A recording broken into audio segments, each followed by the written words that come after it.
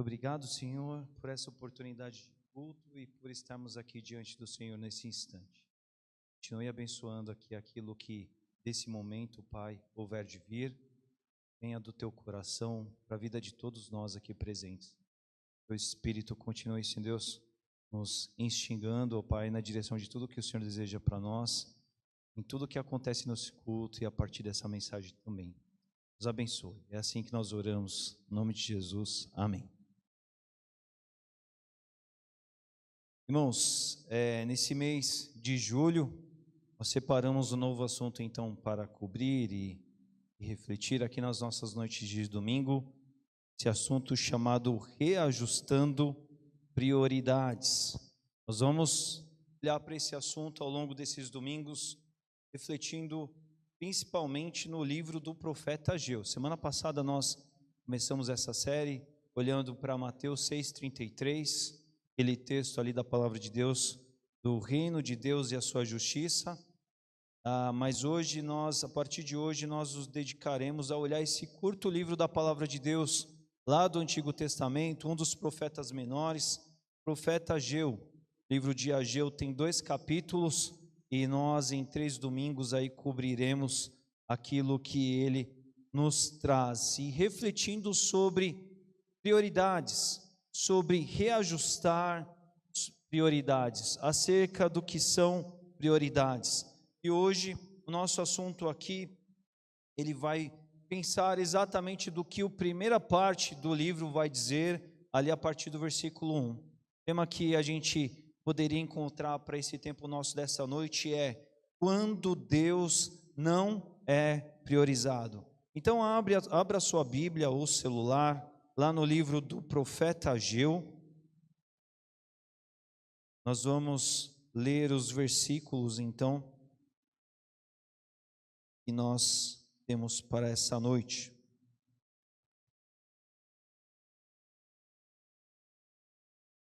Ageu, depois de Sofonias. Já é um pouco difícil de achar, antes de Zacarias, depois de Sofonias, um dos últimos livros aí do Antigo Testamento.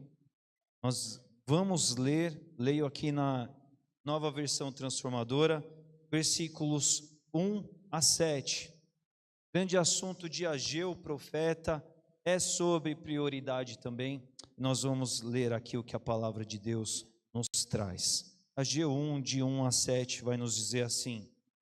O princípio aqui do título na NVT diz: chamado para reconstruir o templo. Assim nos diz: em 29 de agosto do 2º ano do reinado de Dario, o Senhor transmitiu essa mensagem por meio do profeta Ageu ao governador de Judá, Zorobabel, filho de Sealtiel, e ao sumo sacerdote Josué, filho de Jeozadaque. Assim diz o Senhor dos Exércitos: este povo diz, ainda não chegou a hora de reconstruir a casa do Senhor. Então o Senhor enviou essa mensagem por meio do profeta Ageu: por que vocês vivem em casas luxuosas enquanto minha casa continua em ruínas? Assim diz o Senhor dos Exércitos: vejam o que tem acontecido com vocês. Reparem só, vocês plantam muito, mas colhem pouco. Comem, mas não se saciam. Bebem, mas ainda têm sede. Vestem-se, mas não se aquecem. Seus salários desaparecem como se vocês os colocassem em bolsos furados. Assim diz o Senhor dos Exércitos: vejam o que tem acontecido com vocês. Reparem o que tem acontecido com vocês. Irmãos, para a gente aproveitar bem o que esse texto da palavra de Deus, esse livro do Antigo Testamento nos traz, é imprescindível a gente entender o contexto ao qual ele faz parte. Olhando o Antigo Testamento, a gente vai ver que a realidade da história do povo de Deus Deus chamou Abraão e fez dele uma grande nação, como ele prometeu que faria. Essa nação, depois de viver escravizada, ela deixa o Egito e ela parte rumo à terra prometida. E uma vez na terra prometida, ela é consolidada lá. E o povo, buscando um caminho de se organizar e funcionar bem, vai em busca de Deus, em busca de monarquia, em busca de reis para que pudessem governá-los. E a realidade é que, de uma sucessão histórica de reis, o povo, a nação de Israel, vive uma sucessão de muitos nomes reinando por eles, por meio de séculos. Alguns deles sim se ocuparam em servir ao Senhor, em representar o Senhor diante dos seus exercícios de governo, mas a maioria deles não. E é exatamente por conta de uma desobediência, é por conta de um não atender, de um não acatar ao compromisso de governar bem, que a conta do povo vai subindo. Nosso Deus, ele é paciente, o nosso Deus, ele é longânimo, ele vai dando tempo, ele vai dando chances, ele vai dando ocasião para que a história seja reacertada. Só que de séculos em séculos em séculos que se passam, o caminho do povo fica cada vez pior.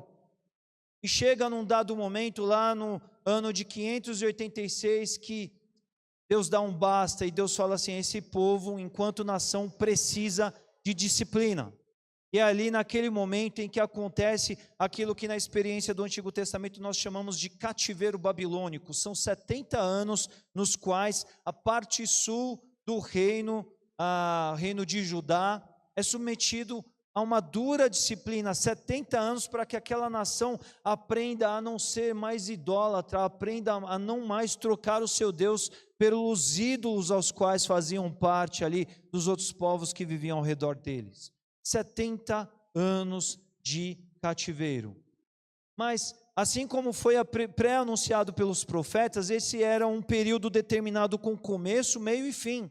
E findados 70 anos, era o objetivo de Deus trazer o povo de volta à sua terra. Esse é o momento que no relato bíblico nós chamamos de pós-exílico, é o retorno à terra. Esse momento do qual nós lemos aqui, que se trata o profeta Ageu, tem a ver com esse pós-exílico, com esse momento em que o povo, enquanto nação, já viveu o cativeiro babilônico, mas voltou para a terra. Voltaram para a terra para viverem corretos, voltaram para a terra para viverem certos dessa vez. É isso que faz parte esse retorno. Esse retorno à terra, na verdade, ele vai acontecer em 3 lances, com 3 líderes agindo aí, tendo parte nesse retorno. Um deles foi Esdras, o primeiro movimento. E Ageu é um profeta que atuou nos tempos e nos dias de Esdras, ou seja, a primeira leva de exilados que estão voltando para Jerusalém, para o reino de Judá. Tem a ver com esse momento, e nós vamos ver aí em outros contextos. Mas a gente vai pensar assim: como é que um povo que foi levado escravo para a Babilônia vai voltar de volta à sua terra? E não vai voltar de qualquer jeito, mas vai voltar numa boa condição, favorecidos por aqueles povos, por aqueles reis que estavam, vamos dizer assim, escravizando eles naquela época. E a nossa resposta para essa pergunta é: porque Deus interviu, Deus interferiu em favor deles. A palavra de Deus lá em Isaías 44, 45 vai relatar que Ciro, governador, imperador da Pérsia, ele foi sensibilizado por Deus. Deus tocou no coração de Ciro para que ele fosse um instrumento de Deus de libertação e enviasse o povo de volta para a sua terra. Primeira leva deles aí, que faz parte do nosso relato aqui. E o paralelo disso tudo nós podemos acompanhar no livro de Esdras, do Antigo Testamento também, que fica depois de 2 Crônicas, que fica antes de Neemias. Neemias é um dos que também volta, e volta depois com alguns outros mais, com uma outra missão, que é a missão de erguer os muros, tá? Mas Esdras, ele vem primeiramente aí, a gente vai ver que Esdras, ele vem com uma primeira leva de exilados. Quando a gente lê o livro de Esdras, lá no capítulo 5, você vai ver que logo nos primeiros versículos, é identificado Ageu como participante desse momento todo. E tudo isso foi possibilitado por Ciro, porque Deus tocou o seu coração, Deus amoleceu o coração de Ciro, para que o povo de Deus pudesse voltar. Mas o povo, ele vai voltar para Jerusalém com uma missão clara, ou dentro do que a gente tem refletido nesses dias, o povo vai voltar com uma prioridade. É a prioridade de edificar o templo do Senhor. Se você é rápido de Bíblia aí, de celular, enfim, você pode ir lá para Esdras 1:2, vai dizer assim, Esdras capítulo 1, versículo 2. O Senhor, o Deus dos céus, me deu todos os reinos da terra. Ele me encarregou de lhe construir um templo em Jerusalém, em Judá. Essas palavras são de Ciro. Olha lá, está na tela aí, acabou de ser projetado. Ciro, o imperador, ele foi sensibilizado a servir ao Senhor nesse grau de consciência. Então, Ciro sentiu a responsabilidade de enviar o povo de volta a Jerusalém para construir, reconstruir um templo que havia sido destruído pelos babilônicos. Então a gente vai pensar assim, nossa, mas Deus então só queria que o povo voltasse para a reconstrução do templo? É claro que não. A grande realidade é que o templo ele não tinha uma finalidade em si mesmo aos olhos de Deus. O templo existia porque o templo simbolizava e representava o local da adoração. A adoração no antigo Israel acontecia lá em Jerusalém, acontecia no templo. E Deus, a preocupação em de haver um templo era justamente por conta de o quê? Por conta da adoração a Deus que precisava ser resgatada, da centralidade de Deus na adoração que precisava ser resgatada. Veja, o povo era acostumado a adorar só em Jerusalém.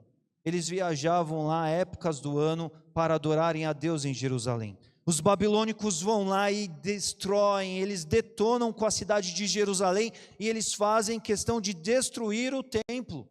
Os judeus que eram acostumados com a adoração no templo, eles além de serem levados escravos, cativos para a Babilônia, eles ficam sem referencial de adoração. Isso dilacera o coração deles, isso é uma ampla, uma farta experiência de disciplina para com eles. Mas agora, Deus ele instiga o coração de Ciro para que o templo seja reedificado, para que a partir disso o povo tenha um novo local para adoração. Mas tudo isso tinha a ver com o retorno dos exilados? Claro que tinha, porque o templo ele não haveria de ser reedificado somente para estar lá em Jerusalém, mas era para a adoração daqueles poucos que tinham restado na terra e para aqueles que haveriam de voltar.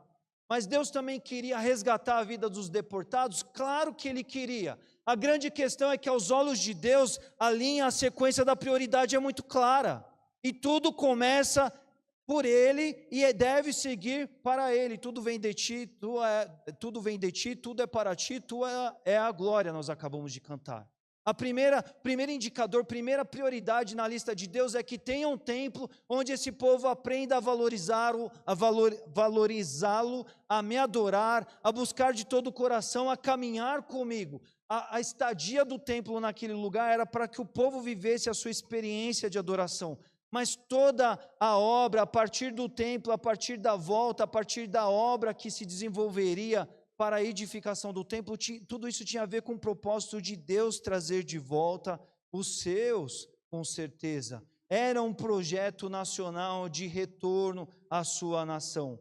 Mas é claro que na agenda de Deus a prioridade é clara, tudo a partir de Deus. Isso já começa no próprio coração de Ciro. Para Ciro é muito claro, esse povo deve voltar e deve construir um templo novamente, deve reconstruir o templo para que eles adorem o seu Deus e para que eles orem inclusive por nós. Outros textos vão apontar para a gente, meios dos quais Deus suscita. Esse era o plano de Deus. A partir de Deus, a gente já começa a perceber aqui o que, meus irmãos? E para Deus o caminho era: povo, voltem para a terra, me priorizem e as demais coisas eu cuido para vocês. Eu cuido de vocês. Honrem-me naquilo que eu peço como prioridade a vocês e vocês vão ver como todas as demais coisas que vocês precisam serão cuidadas. Mas foi isso que estava acontecendo lá na história depois dessa volta e desse retorno todo? A leitura de Ageu vai mostrar para nós que não. A gente vai ver que, a partir de Ciro, a convocação era para a reconstrução do templo. A grande missão de retorno era para isso. Mas o versículo 2 que nós lemos vai dizer assim, Deus dizendo, olha, este povo afirma que ainda não chegou o tempo de reconstruir a casa do Senhor. E é interessante essa fala de Deus, porque é como se Deus estivesse dizendo assim, prestem atenção, é como se Deus estivesse dialogando com o profeta. É como se Deus dissesse assim, olha só, Gil, olha esse povo que interessante, né? Eles dizem que ainda não é tempo de reconstruir a casa do Senhor. Eu toquei no coração de um rei, de um imperador ímpio e pagão, eu amoleci o coração dele. Eu quebrantei o coração dele. Ele liberou escravos para serem livres de volta à sua terra. Ele não só liberou, como ele deu recursos para que o templo fosse reconstruído. Eu preparei todo o terreno, eu os conduzi de volta à terra aqui.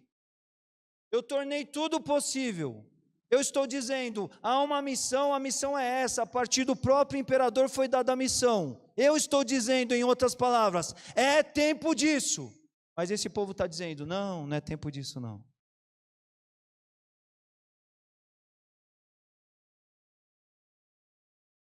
Eu toquei, eu mudei o coração de um rei, eu sustentei a decisão dele, eu dei meios e esse povo voltou com uma missão clara, eu suscitei provisões para isso, mas agora esse povo vem com essa de que não é o momento.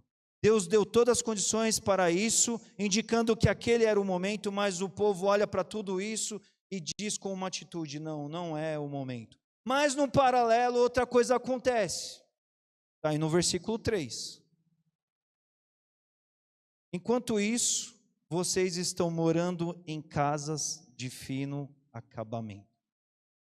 Enquanto a minha casa continua destruída, enquanto a minha casa continua em ruínas, eles fizeram a casa deles. Eles voltaram com uma missão, mas eles paralisaram, eles pausaram a obra e eles foram cuidar das suas próprias casas.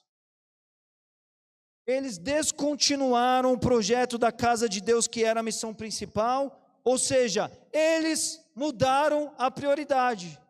Deus deu a dica, Deus mostrou o caminho, Deus pavimentou a estrada, falou, façam isso. Eles foram pelo caminho e na hora certa de fazer o que eles tinham a fazer, eles falaram, mas não, só que não, a gente muda a prioridade aqui. Irmãos, por que isso acontece? O povo não é de todo só tão mal e tão ruim assim, porque às vezes nessa leitura pode parecer que é tudo isso, não é? Mas aquele povo lidou com situações humanas das quais nós lidamos também, nós precisamos prestar atenção, não é? O livro de Esdras nos mostra que não foi à toa que o povo parou a obra. O povo não parou a obra por um acaso, mas eles tiveram razões e motivos que aconteceram para isso, e razões e motivos até justificáveis numa ótica humana, plausíveis. Esdras 3, eu convido você a fazer leitura devocional essa semana no livro de Esdras, acompanhando tudo isso. Capítulo 3 do livro de Esdras vai dizer que eles voltaram para a terra e começaram a reconstrução do templo, sim, conforme era a missão original. A reconstrução do altar, a reconstrução do templo. Só que em Esdras 4, capítulo 4, oposições surgiram do povo da terra, do ao redor da terra. O pessoal viu que os povos vizinhos, vamos dizer assim, concorrentes deles, não é a melhor palavra, mas o entendimento é mais ou menos esse, começaram a ver aquilo, eles não simpatizaram que o povo que tinha virado escravo agora voltaram a ser livres e estavam reconstruindo a sua identidade nacional a partir de algo que era tão fundamental a eles como o templo. E eles fizeram oposição, e eles mandaram carta ao novo rei que veio depois na sucessão de Ciro. Eles fizeram oposição pesada. E diante dessa oposição que surgiu, acompanhe aí no final do capítulo 4, o último versículo do capítulo 4 de Esdras. As obras que estavam aceleradas, que estavam acontecendo, as obras pararam. Então perceba, meus irmãos, Deus mobilizou situações para que tudo acontecesse, e Deus fez o que era mais difícil para aquele povo. Mas eles pararam as obras por causa da oposição humana que se apresentou a eles. Eles não lutaram. Diante das oposições que surgiram, eles não pararam para pensar assim, mas se Deus nos trouxe de volta, se Deus quebrantou o coração duro do imperador Ciro, se Deus nos levantou provisões para que a gente voltasse e pudéssemos reconstruir o templo, vamos adiante, vamos lutar, vamos lidar com essa situação. Não, eles não lutaram, e no paralelo eles pararam uma obra e começaram outras obras. Quais obras? As obras das suas próprias casas. Não podemos fazer para o Senhor, vamos fazer as nossas. E eles então embelezam as suas casas, eles fazem as suas casas finas, eles vão reconstruir seus sonhos individuais, pessoais. E tudo isso significa que é aí que eles mudam a prioridade. Eles pararam as obras do templo e vão às obras da revitalização das suas casas. Eles vão rearrumar as suas vidas. E aí a gente vê no texto que nós lemos, qual o resultado disso tudo? A missão principal, que era a revitalização, a reconstrução da casa de Deus, continuava destruída, e aqueles homens estavam com as suas casas finas acabadas.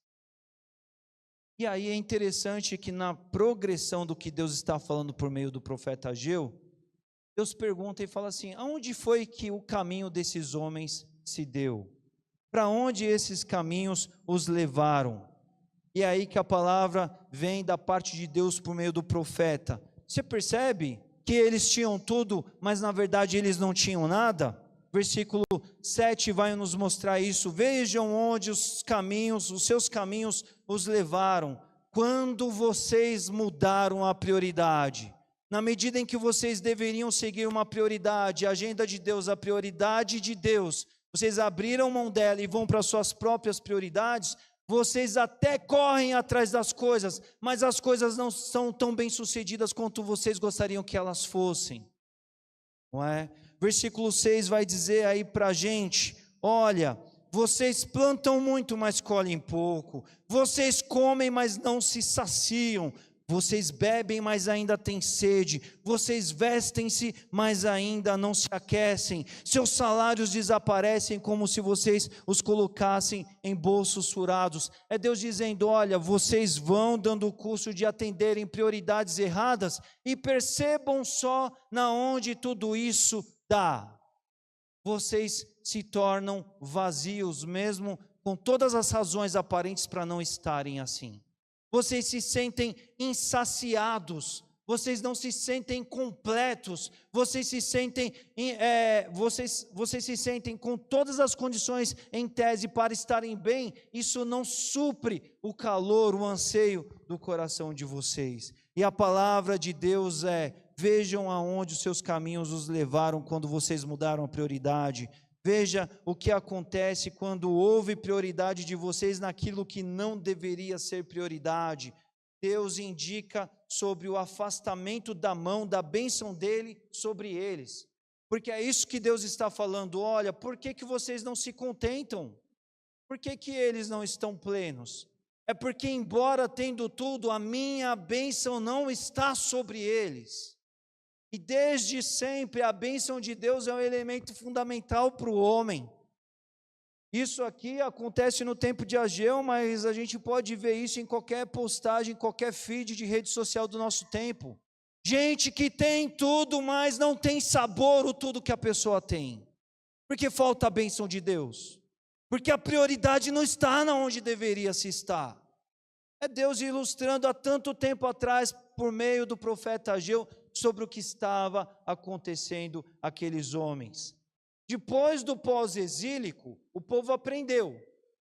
A grande falta do povo, que levou o povo para o cativeiro na Babilônia, foi algo chamado idolatria. A partir da Babilônia, o povo nunca mais foi idólatra, porque eles aprenderam a lição.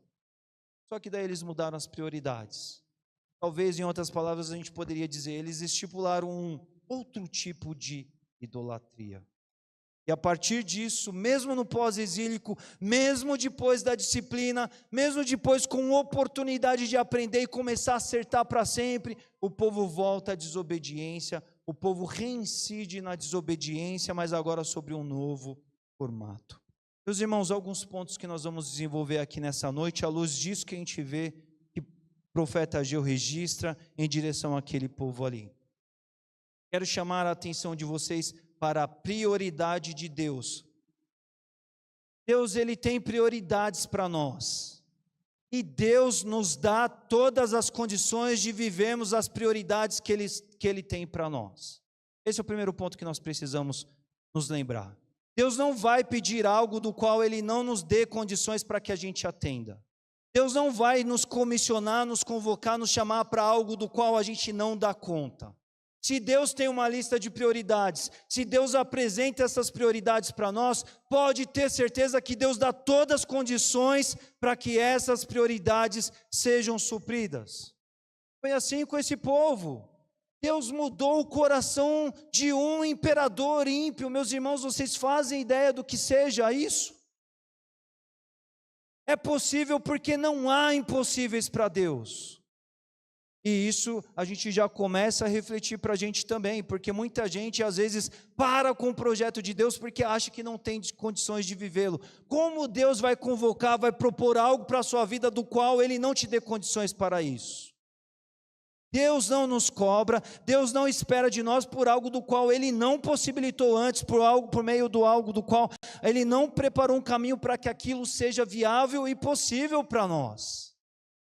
Esse é o primeiro ponto que a gente vê dentro desse relato. Aquele povo não estava fiel, aquele povo não estava com a prioridade certa, não foi por falta de condições, mas foi por falta de lutar a luta que eles tinham que lutar mesmo. Porque para construir a casa deles, eles encontraram toda a energia, toda a luta possível, todo o empenho necessário. Esse é o primeiro ponto. Segundo ponto que eu quero destacar aqui nessa noite para nós: nós enfrentaremos oposição quando estamos diante da prioridade certa. Falar de prioridade certa não significa um caminho de flores, um mar de rosas, não implica dizer que vai dar tudo certo, não implica dizer que vai dar tudo perfeito, mas significa que vai ter luta, vai ter dificuldade. A prioridade era certa da parte de Deus, surgiu a oposição, surgiu. Neemias depois vem com outra leva, vem com uma prioridade certa, reconstruiu os muros, surge oposição. A história dos profetas do Antigo Testamento, a história de Jesus Cristo, o Messias, ele vem para a prioridade certa, a agenda de Deus, ele vem fazer missão, ele vai lidar com oposição. E tem muita gente que acha que estar no projeto de Deus é uma via asfaltada de sentido único, toda iluminada, sem nenhum buraco na pista, acha que não vai ter nenhum problema. Vai ter luta, meu irmão. Porque o mundo do qual nós estamos não é um mundo que milita a causa de Deus. É um mundo que não quer o propósito de Deus avançando. É um mundo que não quer a prioridade de Deus prosperando. Quando você se levanta dentro da prioridade certa por viver, você vai ter luta para enfrentar, sim. E isso é algo que nós precisamos lembrar disso. Porque muitas vezes eu vejo pessoas assustadas e retrocedendo quando oposições surgem. Terceiro ponto que eu destaco aqui: quando encontramos dificuldades diante da prioridade certa, nós somos tentados fortemente a mudar de prioridades, a achar que assim, quer saber, acho que eu estou no caminho errado, quer saber, de uma certa maneira, acho que não é por aí não, porque não está dando certo, eu estou enfrentando um monte de problema, um monte de luta, está dando muito empecilho, está surgindo muita gente contra mim, está tendo muito embaraço, eu acho que, pensando bem, é mais gostoso reconstruir minha casa está destruída também. Se de alguma forma, alguns até racionalizam, né? Se de alguma forma houve embaraço para o projeto de Deus, eu tenho uma frase pronta em dizer que não é o tempo de reconstruir a casa de Deus. Quer saber? É tempo de reconstruir a minha casa. E o problema, nós já vimos isso na semana passada, quando você está diante de uma prioridade errada, ela se torna um desvio de foco para você com vista do certo que você tem que fazer. Claro assim. Aconteceu com esse povo. Aconteceu com todo servo de Deus propositado diante de Deus. Aconteceu com Jesus. Jesus chegou para os discípulos e falou assim: olha, ei vocês, nós estamos aí fazendo ministério, mas agora nós vamos subir para Jerusalém e o Filho do Homem vai ser entregue na mão de pecadores. Aí Pedro chega bem pertinho de Jesus e fala assim: ó Jesus, vamos inverter a prioridade? Não vamos para lá não. Que isso, Jesus, você vai ser morto? Não, Jesus. Talvez alguns poderiam até enriquecer nesse momento dizendo assim: Jesus, tem muitos mais outros para serem curados. Jesus, quantas multiplicações precisam ser feitas, Jesus? A gente precisa anunciar mais o reino de Deus, Jesus. Olha que coisa maravilhosa. Ser morto, parar com a história toda, vamos mudar essa prioridade aí. Porque quando estamos diante das prioridades certas, somos tentados a mudar de foco, de mudar de prioridade, diante das dificuldades que se levantam. E meus irmãos, isso acontece nas nossas vidas rotineiramente também. O problema é que às vezes diante da falta de foco, da objetividade, da convicção diante do propósito de Deus, a gente até encontra, como eu acabei de fazer com relação a Jesus, a gente encontra grandes e belos discursos para justificar por que a gente tem que mudar uma prioridade que a gente não devia mudar. É porque vai dar trabalho, tem oposição, vai criar embaraços. Quarto e último ponto: quando saímos da prioridade do Senhor, sairemos do lugar e do destino onde as suas prioridades nos levam. É aí que a gente vê essa frase que foi dita: veja onde seus caminhos os levaram. Deus olha e fala assim: gente, não foi para isso que eu trouxe vocês aqui. Eu trouxe vocês de volta para a gente recomeçar, resetar esse caminho. Para vocês se construírem o templo, para vocês serem fiéis a mim, para a gente reiniciar essa história, para a idolatria ficar longe de vocês, e a partir da prioridade em direção àquilo que eu espero de vocês, eu vou ter prazer em dar sabor àquilo que vocês cultivarem. O fruto vai ser bom, vocês vão comer e vão se sentir fartos, vocês vão se sentir satisfeitos. Vocês vão ter prazer, alegria naquilo que vocês estiverem colhendo, alcançando, vivendo.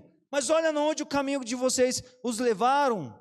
Porque afinal de contas, vocês saíram do destino da onde a minha prioridade os levaria. E o que Deus está fazendo aqui no episódio de Ageu, que Ageu muitos nos traz, a grande mensagem de Deus é: olha povo, reajusta as prioridades. Corrijam os caminhos, abandonem as prioridades que vocês inverteram, revertam delas, mudem, venham para a vontade que eu tenho para vocês, porque eu não os chamei de volta para que vocês vivam insatisfeitos, sem sabor, sem se aquecerem naquilo que vocês têm, sem o prazer daquilo que está diante de vocês. Eu quero abençoar vocês, mas a minha bênção para vocês passa pela priorização de vocês, aquela que é a minha vontade para as suas vidas. Tudo isso aconteceu no tempo de Ageu e tudo isso se aplica a nós também, meus irmãos. Tudo isso nós podemos claramente trazer esses desenvolvimentos em aplicações práticas para as nossas vidas, porque Deus também nos chamou, vamos dizer assim, de um cativeiro. Mas Ele nos chamou para as prioridades certas. Ele nos chamou para os propósitos eternos. E Deus quer que a gente tenha prazer de uma vida que Ele quer nos dar, Ele quer nos abençoar. Mas tudo isso requer as prioridades certas. Se Deus nos ensina sobre prioridades certas, Ele nos dá condições para isso. Semana passada nós falamos sobre buscar primeiro o reino de Deus e a sua justiça, e as outras coisas básicas, elementares, o comer, o vestir, o beber, serão acrescentadas. Quando nós falamos sobre, aqui no contexto de Ageu, a prioridade certa tinha a ver com a reconstrução do templo. E eu disse já isso na semana passada, não significa que a gente vai trazer uma tenda e nós vamos todos morar na igreja e a gente só vai fazer coisas que digam respeito ao reino de Deus. Mas tem a ver em viver a vida que Deus nos possibilita e nos chama a viver, para a glória de Deus em tudo aquilo que a gente faz. Se eu vou casar, me casar dentro da prioridade de Deus, dentro do que Deus me deseja, com quem Deus me chama, dentro do propósito que Deus reserva para mim. Se eu vou entrar no novo trabalho, antes de ter sustento, de ter provisão na minha mesa por meio dele, eu vou querer brilhar a luz de Jesus lá. Se eu vou comprar um bem, se eu vou adquirir um bem, antes de ser um interesse puramente egoísta, centrado somente no meu eu estou pensando em tudo aquilo que Deus pode fazer para mim e para outros, os quais Deus possibilitar, porque Ele não está dando algo só para mim. Se Deus me confiou uma família, eu quero que essa família viva para Deus, que brilhe a glória de Deus. Se Deus me deu um bem, um recurso, eu consagro ao Senhor, aquilo vai suscitar bênção para mim no dia a dia, mas antes de tudo é do Senhor, enquanto Deus me deu e sustentar nas minhas mãos, uma vida para a prioridade de Deus. Essa consciência de que tudo que Deus nos deu, Ele nos deu para um propósito daquilo que Ele deseja fazer por meio das nossas vidas, em que Ele faz para adiante, nos abençoando. Nós não somos, nós vimos isso na semana passada, nós não somos donos nem de nós mesmos. Quem é de nós que pode falar, acrescentarei 1 hora de vida para a minha vida? Não podemos. Se bater a consumação dos dias, iremos embora. A partir do nosso corpo, a partir da nossa saúde, a partir dos nossos talentos, a partir das nossas oportunidades, a partir das nossas famílias, a partir dos trabalhos, dos projetos sociais, igreja, profissionais, o que quer que seja, em tudo eu sou chamado para viver aquilo que Deus me mostra como uma direção da vontade dEle, da prioridade dEle para a minha vida. E para aquilo que Deus coloca, Ele me dá condições para alcançar aquilo. Em 2006, se você conversasse comigo, você não iria me ouvir num discurso de alguém que caminharia para ser um pastor. Cresci na igreja, sempre amei a igreja. E mais, eu sempre tive consciência que eu haveria de ser algum irmão bem firme na igreja, um líder na igreja, um diácono, algum servo dedicado, mas nunca pensei em ser pastor. E quando eu entendi o chamado, eu me assustei muito. Eu falei, Senhor, tem certeza? É comigo mesmo? E eu vivi uma luta pessoal, porque eu achava uma função, um papel, um serviço muito elevado para além daquilo que eu podia fazer. E das minhas conversas com o Senhor foi, Senhor, eu não hesitarei em ir adiante se de fato eu entender que é o Senhor mesmo que está estabelecendo isso como um projeto, uma missão, uma prioridade da minha vida. Mas Senhor, me desculpa, eu não vejo condições disso. E aí Deus me respondeu assim, eu tornarei o caminho possível. É uma obra minha, não é você que fará com as suas mãos. Eu tornarei aquilo, você vê como difícil, como até de certa forma impossível, eu tornarei isso possível. E Deus fez isso possível, porque é Ele que nos chama, é Ele que estabelece a prioridade. Sim, em fé nós correspondemos, Ele torna aquilo possível. Mas a gente tem que depender e falar, eu vou obedecer ao Senhor, haja o que houver, custe o que custar. Se Deus abriu o caminho, se Ele estabeleceu o alvo, é porque Ele abrirá o caminho de se chegar até lá. Nós precisamos entender isso, porque muitas vezes pessoas estão ficando pelo caminho porque acham que, de alguma forma, a prioridade de Deus não é bem assim aquela que é possível para ela, porque ela só consegue enxergar o braço dela, porque ela só consegue enxergar a dificuldade, porque ela só consegue enxergar o contexto natural, físico que se apresenta ao redor dela, mas ela não olha para Deus que estabelece a lista, que menciona a prioridade. Se Deus nos ensina sobre prioridades certas, é porque Ele nos dá condições para isso. E no curso de encarar essas missões, essas prioridades, meus irmãos, tenho falado isso muito para os líderes aqui da nossa igreja, nós vamos ter oposição, Porque a verdade que a Bíblia, a palavra de Deus nos diz é que o mundo jaz no maligno. O mundo que jaz no maligno não quer a vontade de Deus, não quer a prioridade de Deus se concretizando, não quer o plano de Deus dando certo, não quer que o projeto de Deus se consume, e vão haver dificuldades. E às vezes cria-se um clima de pensar assim, até questionar o projeto na medida em que as dificuldades surjam. E falar assim, peraí, mas se é de Deus não haveriam dificuldades. Como não haveriam dificuldades se não estamos, olhamos para esse texto recentemente, nós não estamos lutando contra a carne e contra a sangue, mas é contra um reino do mal, que quer que o projeto de Deus, no âmbito maior para a igreja, da igreja universal, ou nas nossas vidas individuais e particulares, não dê certo. Pastor, mas eu nem percebo, assim, esse mal que você acabou de dizer. Eu te digo, é exatamente o que Satanás quer que você pense e conclua. Porque quando você achar que você não tem inimigo, você é a melhor presa para ele. Ele é sutil, ele te espreita, ele é esperto, ele quer você fazer acreditar de que ele não está por perto.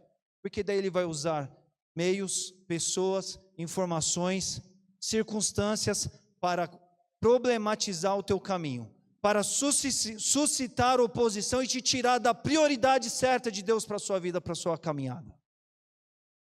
Meu irmão, para de se encantar com um caminho que não existe, de achar que nessa vida, nessa trajetória não haverá dificuldades, não haverá oposições.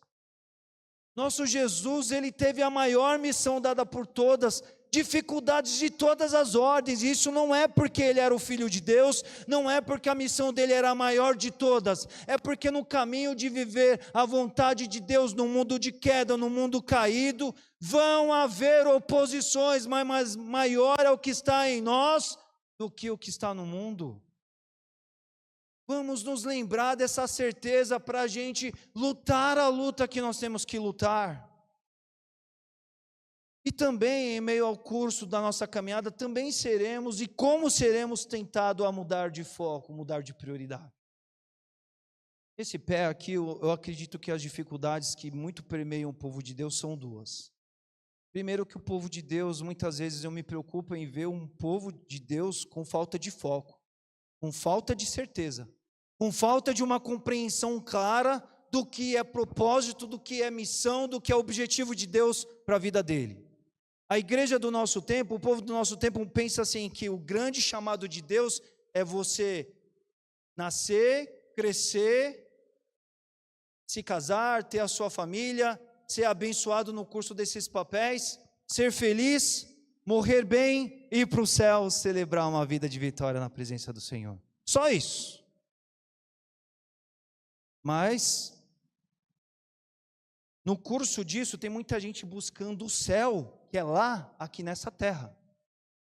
Aí quando surgem oposições, quando surgem objetivos à vontade de Deus, quando surgem desafios para viver os propósitos, os chamados, as convocações de Deus para essa vida, aí o pessoal vai desviando, vai falando assim, não é para isso não, eu quero o céu aqui, cadê o céu? Isso é problema, eu quero o céu aqui. Aqui não é o lugar para o qual Deus nos preparou. Jesus nos falou, eu preparei um lugar para vocês aqui, desfrutem porque o céu é aqui. Jesus falou, eu vou preparar lugar para vocês, mas vocês não são desse lugar, enquanto estiverem aqui, vivam a missão, obedeçam a missão, ao chamado de Deus, cumpram aquilo que o Pai deixa para vocês como prioridades, até que vocês estejam convosco para que o lugar onde eu vá, vocês estejam também. A vida dos discípulos, depois apóstolos, é toda essa. Não é uma vida de mar de rosas, porque eles eram discípulos, seguidores do Jesus sofredor. Também foram sofredores, mas foram valentes, foram abençoados. Em meio aos sofrimentos, eles tiveram sabor naquilo que eles experimentaram, porque mesmo em meio a muita luta, a alegria abundante é aquele que caminha na presença de Deus. Tem muita gente que desvia do foco da prioridade de Deus, querendo ser feliz. E aí a pessoa busca a felicidade, busca o sentido, busca o significado nas coisas que não vão dar a bênção para a vida dela, porque a bênção está em caminhar com Deus. Mesmo em meio às lutas, mesmo em meio aos sentimentos difíceis, às dificuldades, aos sofrimentos.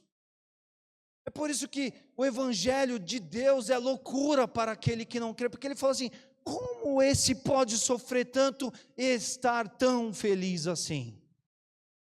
Paulo, um homem erudito, um homem estudado, bem versado no judaísmo, cidadão romano, ele tinha um arcabouço de questões para se orgulhar, para viver, para se sentir bem, estava incompleto. E quando ele vai sofrer por Jesus, ele vive a vida mais feliz de todas, porque é aquilo que dá felicidade, porque ele sabia que ele estava por curto período servindo a missão, ao propósito, a prioridade de Deus para a vida dele, e ele alcançaria a coroa da fé dele na eternidade com Jesus. O povo de Deus precisa entender qual é o foco, quais são as promessas, o que Deus colocou para a sua vida, porque Deus não chama apenas homens para serem pastores, alguns outros para serem missionários, e os demais vão ser só crentes fiéis de igreja, abençoados, vida próspera, regalada, participantes da igreja no domingo, vivendo uma vida comum, um projeto comum, que lá sim está a felicidade. A felicidade está em Deus, na onde Deus te chamar a viver. Como pode nos nossos dias a gente não vê mais gente se levantando para missões, para servir ao Senhor? O povo custa às vezes com coisas que são basilares, já custa tanto porque está preferindo tanto aos prazeres. Paulo diz: nos últimos dias os homens amarão mais os prazeres do que a Deus. É a tônica dos nossos dias. Nós precisamos se lembrar de que primeiro, nós precisamos fazer essa oração. Nós precisamos entender: Pai, quais são as suas prioridades para a minha vida? O que o Senhor deseja? Se for para eu viver um projeto de uma vida comum em algum aspecto, como eu vou te glorificar naquilo? Como eu vou te glorificar sendo o pai dos filhos que o Senhor me deu? Como eu vou te glorificar indo para um projeto família, se o Senhor me indicar então a trilhá-lo?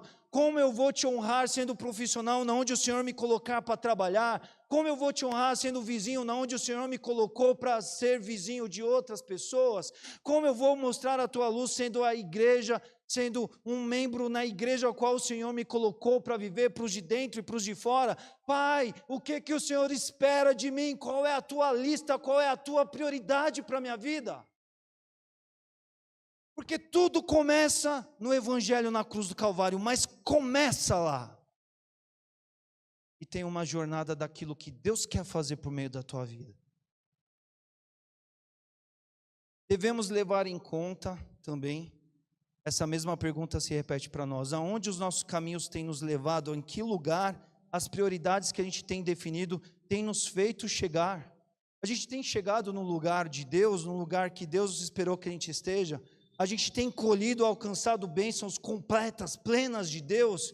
A gente tem plantado e tem se fartado daquilo que Deus nos permite colher? A gente vê sabor, a gente vê alegria, a gente se alegra na alegria do Senhor por conta daquilo que Ele nos chamou a fazer, e nós em obediência correspondemos e participamos da mesa da colheita dEle, do que Ele faz por meio das nossas vidas? Conseguimos reconhecer, perceber Deus na onde Ele tem nos envolvido? É marca de Deus, é projeto de Deus? Você tem prazer em se entregar por isso? Se tudo isso for dificultoso, meus irmãos, se for difícil responder essas perguntas, nós precisamos pensar nossas prioridades. Porque se prioridades estiverem erradas, Deus, Ele é tão amoroso, Ele fala assim: filho, vamos reajustar as prioridades. O livro de Ageu, o tema do Senhor é: povo meu, vamos reajustar as prioridades, porque Deus quer nos abençoar. Essas perguntas, elas não são para nos constranger, mas porque Deus quer nos alcançar. Onde está errado, Ele quer corrigir, porque Deus não quer deixar de nos abençoar. Deus não quer deixar de derramar sobre nós aquilo que Ele tem para nos dar. E aí quando Ele vê que a gente está indo no caminho errado, Ele fala assim: deixa eu ir lá dar um alerta naquele lá. Deixa eu ir lá em amor, cuidar dele, dar um estalo, falar: ei, vem para cá comigo, que o que eu tenho para você é bom. É a justa prioridade. Porque, meus irmãos, Deus poderia não ter dado alerta nenhum àquele povo, ter deixado eles assim: vocês querem cuidar das suas casas? Então vocês estão por conta própria e risco. Deus não poderia ter feito isso? Poderia. Deus poderia até ter deixado aquele povo largado na Babilônia, não poderia? E sensibilizar um imperador para um projeto, para tudo mais, para esse povo depois, e cuidar das casas deles? Não me honrarem? Deus poderia. Deus poderia ter desistido de tudo lá no Éden. Mas Deus é amor. Deus olha para a gente e fala assim: filhinhos, reajustem suas prioridades. Acertem o caminho, porque eu quero abençoar vocês. A gente termina esse tempo aqui se apropriando das condições que Deus dá para a vontade e para as prioridades dele. Nós precisamos entender a vontade de Deus e se apropriar das condições e pela fé dizer assim: parece difícil, mas se Deus me convocou, eu vou valente para lá, porque a força do Senhor está comigo. A gente deve se manter firme diante das oposições que se levantam contra nós. Nós precisamos tomar todo o cuidado para não mudar de foco. Considere, meus irmãos, suas prioridades, veja onde os teus caminhos têm te levado, em tudo o que for necessário, e em tudo o que for necessário, reajuste suas prioridades, siga o plano de Deus. Baixe sua cabeça nesse instante e vamos orar. É assim, Senhor. Teu amor é infinito. Quantas vezes o Senhor na sua santidade, o Senhor na sua soberania, o Senhor na sua grandeza, o Senhor na sua justiça, reta justiça, o Senhor poderia simplesmente, corretamente até, desistir de nós, porque é tudo que nós merecíamos. Mas o Senhor tem misericórdia, o Senhor nos ama, o Senhor é longânimo, o Senhor é paciente, o Senhor vai lá no cativeiro nos buscar. O Senhor nos dá condições para viver uma história nova, linda, refeita diante do Senhor. Quando a gente começa a se perder no caminho, quando a gente começa a trocar prioridades, o Senhor vai lá e fala: filhos, reajustem prioridades. Reajustem as prioridades, tornem-se conscientes das prioridades boas que eu tenho para vocês. Porque eu quero que o que eu tenho para vocês tenha sabor. Eu quero que vocês vivam satisfeitos, fartos. Eu quero que vocês recebam um acolhimento das vestes que vocês vestem. Eu quero que vocês tenham as suas sedes e as suas fomes saciadas. Eu quero que a minha bênção esteja por vocês, com vocês. Mas para isso vocês precisam seguir as minhas prioridades. É o Senhor que falou por meio do teu profeta Ageu àquele povo. O Senhor nos fala por meio da tua palavra hoje também. Abençoe teu povo que aqui está nessa noite, Senhor. Ajude-nos a perceber aonde nós estamos priorizando os nossos caminhos. E ajude a gente a entender aonde esses caminhos têm nos levado. Porque quão boa coisa é se diante desse exercício a gente encontrar respostas alegres, respostas satisfatórias, respostas que condigam com o que de bom o Senhor nos preparou. Que coisa boa é se a gente olhar para a vida e mesmo diante de tanta luta, de tanta oposição, de tanta dificuldade, a gente encontrar ainda sorrisos verdadeiros e profundos por estar envolvido, Pai, no reino. Coisa boa é essa. Mas naquilo e em áreas da vida dos teus filhos onde isso tem faltado, Pai, nós precisamos reajustar prioridades. E o Senhor é o Deus que nos chama a reajustar prioridades. O Senhor é o Deus corrigidor de caminhos. O Senhor nos chama pela tua palavra: vem, filhos, que eu quero fazer um novo caminho de bênção, novo caminho de brilho, de cor, de alegria na vida de vocês. E eu mostro para vocês aonde isso precisa ser mudado. Que o teu Espírito, ele perscrute, Pai, ele escaneie cada vida aqui que aqui está nessa noite. Mostre a cada um onde caminhos precisam ser, ó Pai, mudados a partir de uma prioridade certa. Ajude a gente a enxergar isso. Ajude a todos a perceberem os caminhos onde tem ido e as prioridades que tem priorizado, porque onde precisa ser corrigido, corrigido precisa ser, Pai. É assim que nós oramos. Dê-nos forças para enfrentar as oposições das prioridades legítimas que temos vivido nas nossas vidas. E não nos deixe, Senhor Deus, a gente mudar de foco, de prioridades, quando dias difíceis e circunstâncias dificultosas se apresentarem a nós. Porque nada justifica sair do caminho que o Senhor tem para as nossas vidas. Assim que nós oramos e te suplicamos, ó Pai, humildemente nessa noite. O fazemos de todo o nosso coração. Abençoe o teu povo, viver teu grande plano e propósito. No nome santo de Jesus. Amém.